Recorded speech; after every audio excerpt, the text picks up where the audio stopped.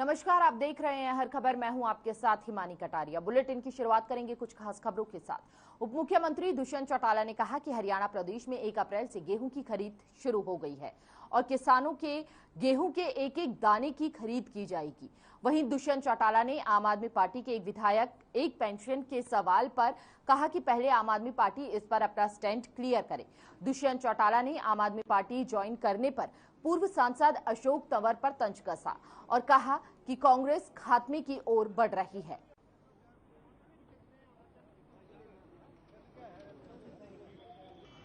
अब तक जितनी भी मंडियों के अंदर गेहूं आई है, लगभग 50% को हमने ऑलरेडी गोदाम तक पहुंचाने का काम कर दिया है। लिफ्टिंग स्मूथली चल रही है और मुझे उम्मीद है कि जो प्रोक्योरमेंट डिले होती थी, 15 मई तक जाती थी, इस बार कोशिश करके हरियाणा प्रदेश की प्रोक्योरमेंट को हम 25 से 30 अप्रैल के बीच में समाप्त कर दें। किसान का सारा जो अनाज है उसको सरकार गेहूं को खरीदेगी भी और अपनी गोदाम में पहुंचा के 30 अप्रैल को टारगेट लेंगे कि पेमेंट भी किसान की पूरी तौर पर हम पहुंचा दें। यहाँ फसल के आग लगने से नुकसान है तो उसको भी जो स्पेशल गिरदावरी के बाद रिपोर्ट एक एडिशनल बना के वो भेज दे कि उनको भी तुरंत मुआवजा रिलीज कर दिया।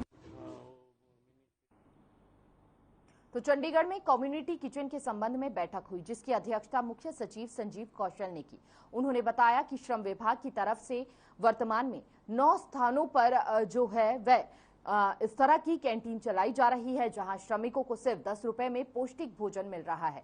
अब विभाग की तरफ से और 100 स्थानों पर इन कैंटीन को खोलने का निर्णय लिया गया है। आने वाले 3 महीने में करीब 50 ऐसी कैंटीन की शुरुआत होने का अनुमान है। इसी तरह हरियाणा कृषि विपणन बोर्ड की तरफ से किसानों और मजदूरों को किफायती भोजन उपलब्ध करवाने के लिए लगभग 23 स्थानों पर अटल किसान मजदूर कैंटीन चलाई जा रही है, जहां किसानों और मजदूरों को सिर्फ 10 रुपये में भरपेट भोजन मिल रहा है।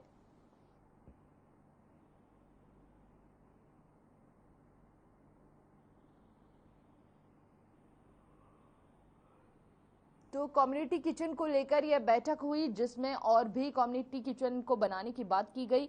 आपको बता दें 9 स्थानों पर इस तरह की कैंटीन चलाई जा रही है, जहां श्रमिकों को सिर्फ 10 रुपए में पौष्टिक भोजन मिल रहा है। अब विभाग की तरफ से 100 स्थानों पर इन कैंटीन को खोलने का निर्णय लिया गया है।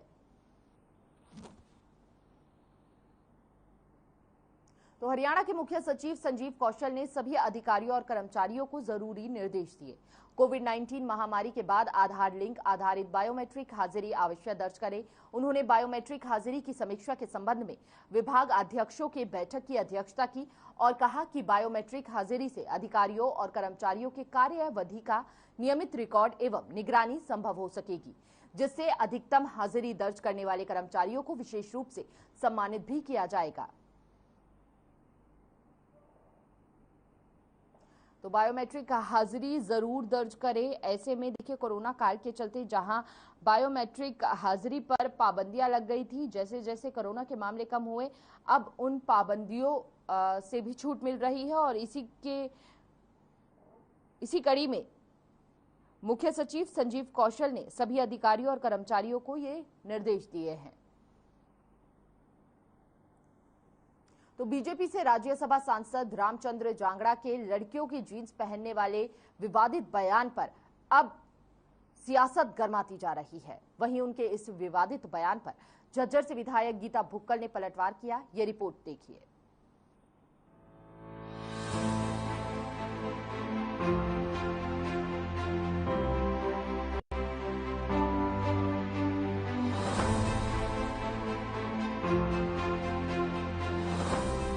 बीजेपी से राज्यसभा सांसद रामचंद्र जांगड़ा के लड़कियों की जीन्स पहनने वाली विवादित बयान पर सियासत गर्माती जा रही है। वहीं उनके इस विवादित बयान पर झज्जर से विधायक गीता भुक्कल ने पलटवार किया है और कहा कि ये महिलाओं का अपना हक है कि वह अपनी मर्जी से कपड़ों का चयन करे।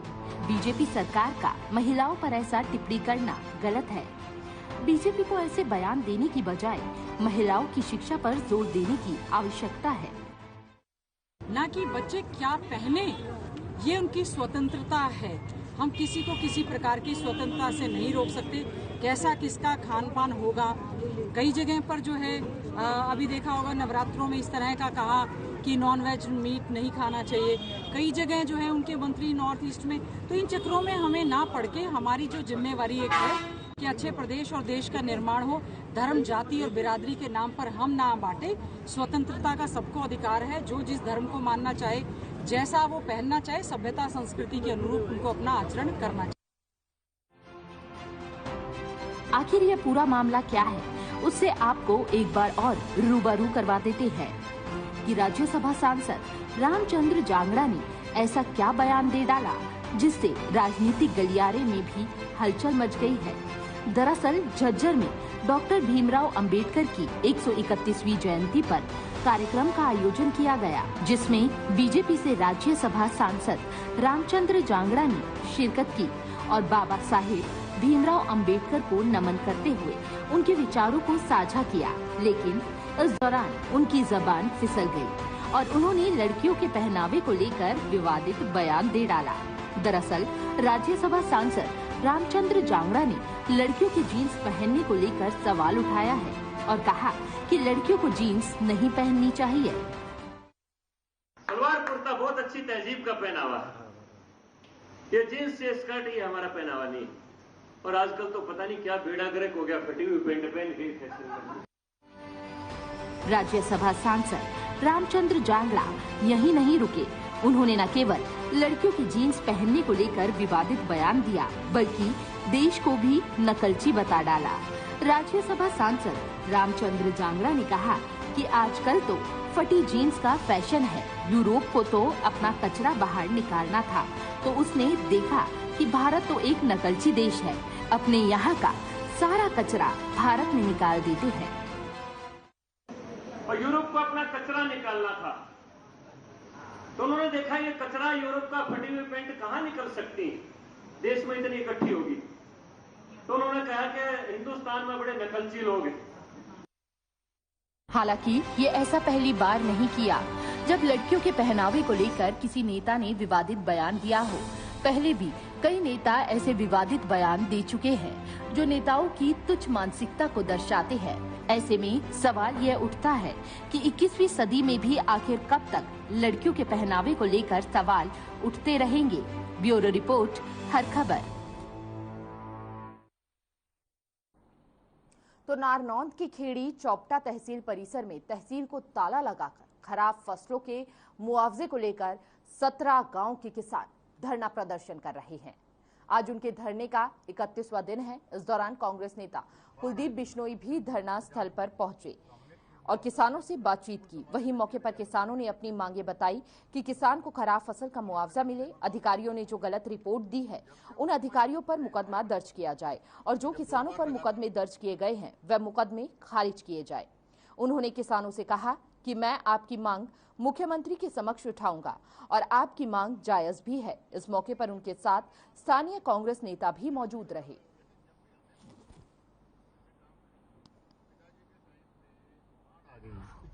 तो हमने 3 मांगे अभी प्रधान जी ने रखी है, मेरे को बताया भी था। एक तो उनके मुआवजे की है और एक जो कि जिन कर्मचारियों ने जानबूझ के बदमाशी की है, भेदभाव किया है, उनके खिलाफ कार्रवाई की और एक इनके खिलाफ जो मुकदमे बने वो वापस होने की बात है। तो तीनों मांगे मैं समझता हूँ उनकी जायज है।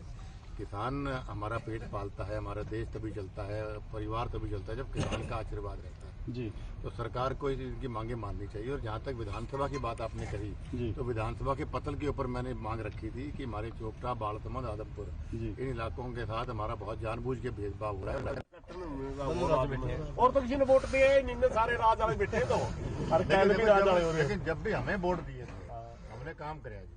पिताजी के टाइम पे बाढ़ आ गई 95 में, तो हमने मुआवजा दिया पूरा। उस जमाने में 3000 से लेके 25,000 रुपए तक ट्यूबवेलों का, और हमने फसलें बर्बादी हमेशा मुआवजा दिया। तो जब हम तो खेड़ी चौपटा क्षेत्र के किसान खेड़ी तहसील में बीते 31 दिनों से तहसील परिसर में हरियाणा सरकार के खिलाफ धरना प्रदर्शन कर रहे हैं। यह प्रदर्शन खराब फसलों के मुआवजे को लेकर किया जा रहा है। वहीं आज धरना स्थल पर पूर्व मुख्यमंत्री ओम प्रकाश चौटाला पहुंचे और उन्होंने कहा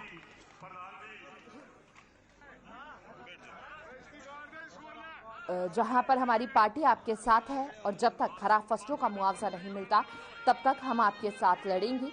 आगे उन्होंने केंद्र सरकार पर हमला करते हुए कहा कि किसानों को बर्बाद करने के लिए 3 कृषि कानून लेकर आई, लेकिन किसानों ने दिन रात संघर्ष किया और सरकार को बात माननी पड़ी। इसलिए किसानों के संघर्ष को मैं सलाम करता हूं। वहीं ओम प्रकाश चौटाला ने दुष्यंत चौटाला की तरफ इशारा करते हुए कहा कि कुछ लोग बहकावे में आकर सरकार का साथ दे रहे हैं। जल्द ही यह गठबंधन सरकार टूट जाएगी और वह लोग वापस आपके पास आना चाहते हैं।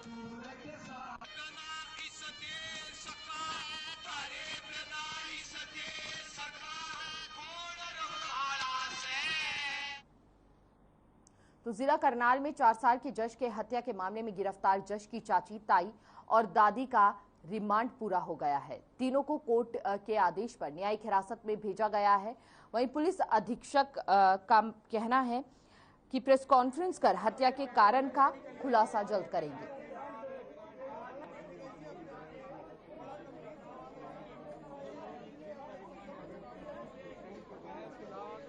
दिन के बाद जब इसने अंजलि ने सब कुछ मान ही लिया था, हमने तो सभी को बता ही दिया था कि अंजलि ने सब कुछ किया है। उसके बाद सीनरी क्रिएट करवाया था, अंजलि ने एक एक चीज बरामद करवा दी थी, तो उसके बाद तो सब क्लियर हो ही गया था कि ये सब अंजलि ने किया है। अंजलि ने भी बाद कोई आया नहीं, उसके पति ने बताया था भी कोशिश उसी दिन वो बता रहा था उसका पति कि ये इसने बताया होगा उसको कि इसने भी अपने गले में चुन्नी वगैरह डाल के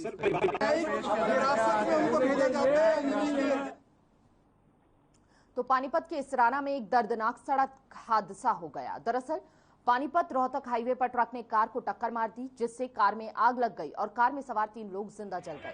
आग की चपेट में आने वालों में एक 8 साल का बच्चा भी शामिल था। कार में आग लगते ही इसराना अनाज मंडी और आसपास के लोग बुझाने के लिए दौड़े।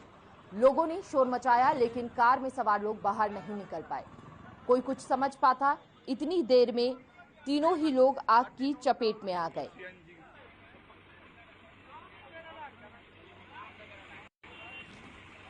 गाड़ी में 3 लोग बैठे थे और जो पूरी तरह से जल चुके थे उनको हमने निकाल के हमने सिविल हॉस्पिटल में भेजा है और गाड़ी को भी हमने अभी फायर ब्रिगेड की मदद से आग बुझाई गई है और उसको साइड में किया। अभी ट्रैफिक सुचारू रूप से चल रहा है। तो खबर सोनीपत से है, जहां के राजकीय स्कूल में हिंदी के पेपर में दूसरे से परीक्षा दिलवाने के मामले में 3 परीक्षार्थियों को गिरफ्तार किया। माफ कीजिएगा, 3 परीक्षार्थियों समेत 6 पर मामला दर्ज हुआ है। इस मामले में 12वीं और 10वीं कक्षा के परीक्षार्थियों की जगह पर बैठे हुए 3 युवकों को पकड़ा गया था, जिसके बाद वो तीनों युवक मौके से फरार हो गए थे। सेंटर अधीक्षक की शिकायत पर सिविल लाइन थाना पुलिस ने मामला दर्ज कर जांच शुरू कर दी है।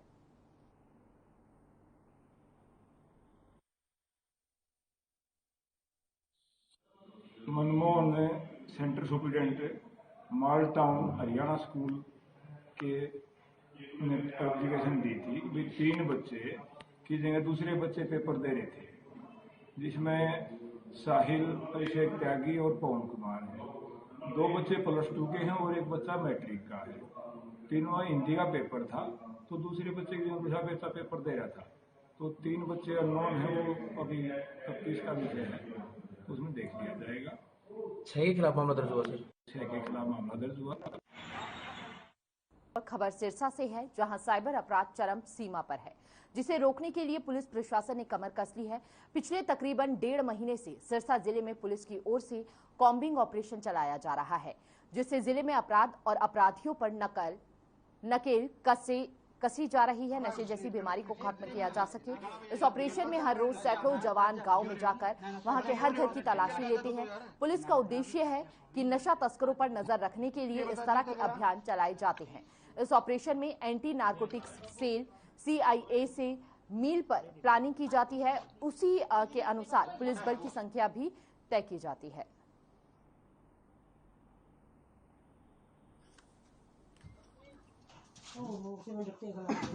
इसमें हमारा मकसद है कि जो भी ऐसे अपराधी हैं जो कि बेल पर आए हुए हैं या जो जेल से छूट चुके हैं और जो अभी यहाँ पे रह रहे हैं, तो उनका पूरा हमारे पास डाटा है हर थाना वाइज, और विशेषकर जो नशे के तस्कर हैं उनका, तो हम पूरे जो गाँव में जा के उनको चेक करवा रहे हैं और काफ़ी बड़े स्तर पर फोर्स हो जाती है। हम रोज़ 2-3 गाँव इसमें टारगेट करते हैं और एक एक घर में तलाशी ली जाती है। तो उसमें कई रिकवरीज भी हुई हैं और अभी टोटल हमने जो है 40 गाँव में हम चेक कर चुके हैं, 7 कस्बों में चेक कर चुके हैं पिछले लगभग 1.5 महीने के समय में, और टोटल 2891 2891 घर जो है हम चेक कर चुके हैं।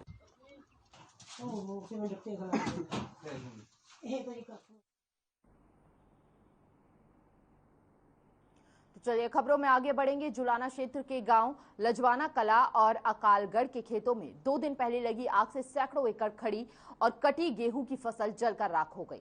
ऐसे में किसानों की सुध लेने के लिए किसान नेता गुरनाम सिंह चड़ूनी अपने किसान नेताओं के साथ लजवाना कला और अकालगढ़ के खेतों में पहुंचे और आग से हुए नुकसान का जायजा लिया।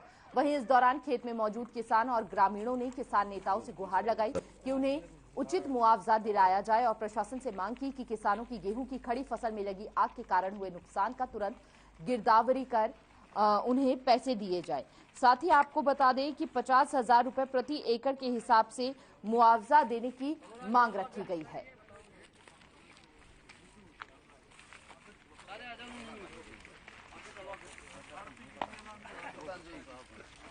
आज हम रजवाड़ा गांव में आए हैं। यहाँ पे आप देख रहे हैं जो हालत है, कई 100 किला गेहूं का जो है बिल्कुल जल के राख हो गया है और साथ में अकालगढ़ है, उसकी कुछ जमीन में आग लगी है। तो 100% नुकसान है, इसका कोई परसेंटेज इसका कोई बात है ही। तो एक तो हमारी प्रशासन से, सरकार से मांग है कि कम से कम 50,000 रुपये किला इसका मुआवजा दें, क्योंकि इसका टोटल खर्चा हो चुका था और बस काटने ही बाकी थी और ठेके में ये जमीन ले रखी है बहुत से लोगों ने। तो बहुत भारी नुकसान है और उसके पहले इसी इलाके में धान का नुकसान भी हुआ।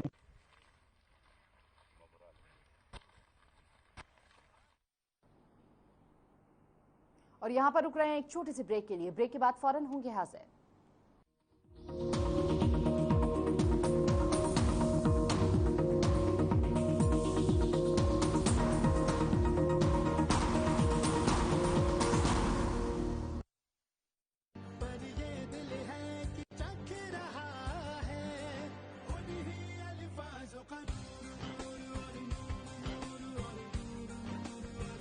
दूर कितना भी जाओ, इस जुबान से दूर ना जा पाओगे। विमल, बोलो जुबान केसरी। गुरुजी खस सिरप की ताजगी, बादाम कीसर की ठंडक और रोज के रिफ्रेशिंग टेस्ट से हो जाओ summer ready. Guruji thandai and sharbat now available on Amazon, Paytm and Flipkart। मेरे जैसा कोई दूसरा चुलबुलापन जिसकी हर बात में घुल जाए, जिंदगी में रंग भर दे। मेरी जैसी मेरी अपनी पताका चाय, गजब का स्वाद। पंजाब है जसप्रीत का ठिकाना, मुंबई है आदर्श का आशियाना, केरल का गोविंदन निवासी, कोलकाता में जन्मे है काशी। हर हिंदुस्तानी की शान, ARB बियरिंग्स जोड़े सारा हिंदुस्तान।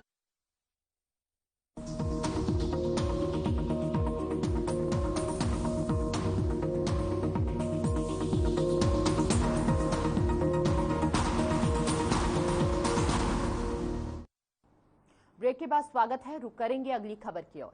सिरसा की अनाज मंडी मजदूर वेलफेयर सोसाइटी के प्रधान सोम कुमार ने कुछ प्राइवेट फर्मों पर सिरसा में मार्केट फीस चोरी करने का आरोप लगाया है। सोम कुमार ने आरोप लगाया है कि कुछ प्राइवेट फर्म सिरसा की अनाज मंडी के बाहर से गेहूं खरीद कर रही है, जिससे मार्केट फीस की चोरी की जा रही है। इसके साथ ही मंडी के बाहर गेहूं की बिक्री होने से मजदूरों को उनकी मजदूरी भी नहीं मिल पा रही है, जिससे मजदूरों को काफी नुकसान हो रहा है। वहीं सिरसा मंडी एसोसिएशन के सचिव दीपक मित्तल ने प्राइवेट फर्मों को मंडी से ही गेहूं खरीदने का दावा किया है। उधर मार्केट कमेटी के सचिव ने प्राइवेट फर्मों को मंडी से बाहर गेहूं खरीदने की शिकायत मिलने पर कार्रवाई करने का आश्वासन दिया है।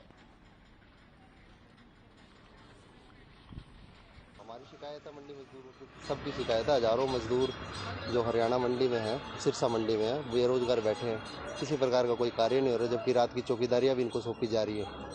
और जो मजदूर लगभग 20,000 15,000 रुपये मंडी से कमा रहा था, वो 5,000 रुपये कमा रहा है। चौकीदारी हो नहीं पा रही है। रात को अगर 20 गट्टे उठ जाते तो वो मतलब आड़ती उससे वसूलता है वो पैसे, वो कहाँ से देगा मजदूर?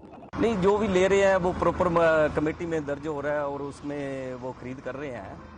और कुछ बीज वाले हैं, जैसे उनके गेहूं आता है तो उनके तो डायरेक्ट आता है, हमेशा फार्मर से वो बिजाई करवाते हैं। जिसको हम कॉन्टैक्ट फार्मिंग कह देते हैं।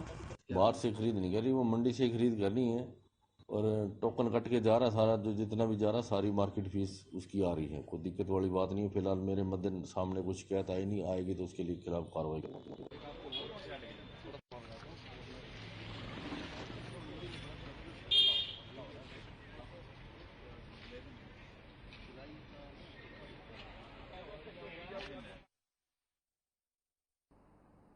चलिए खबरों में आगे बढ़ेंगे। फरीदाबाद में एक बार फिर नगर निगम की लापरवाही का खामियाजा एक मासूम को भुगतना पड़ा।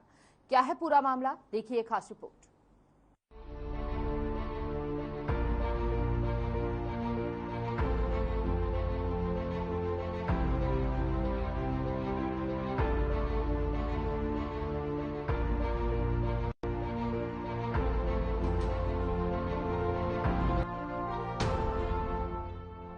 दिखाई दे रही ये तस्वीरें फरीदाबाद की हैं।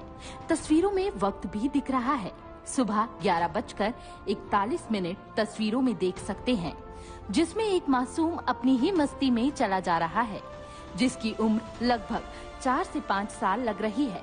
बच्चा चलते चलते एक घर के पास पहुंचता है, वहां रुकता है और फिर से अपनी मस्ती में चलने लगता है और चलते चलते बच्चा धक करके खुले सीवर में गिर जाता है।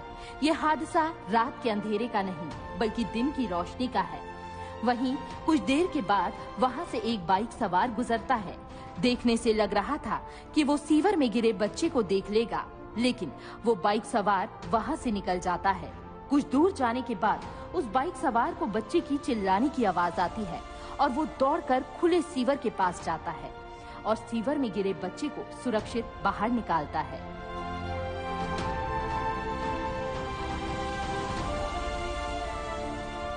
दरअसल ये पहली बार नहीं है जब फरीदाबाद में ऐसा हादसा हुआ हो।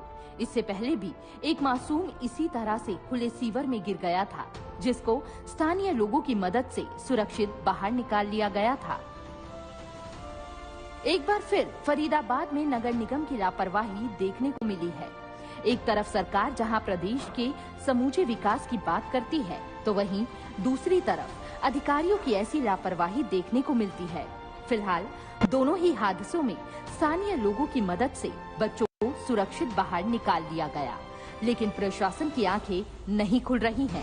क्या प्रशासन कोई बड़े हादसे के होने का इंतजार कर रहा है? ब्यूरो रिपोर्ट, हर खबर।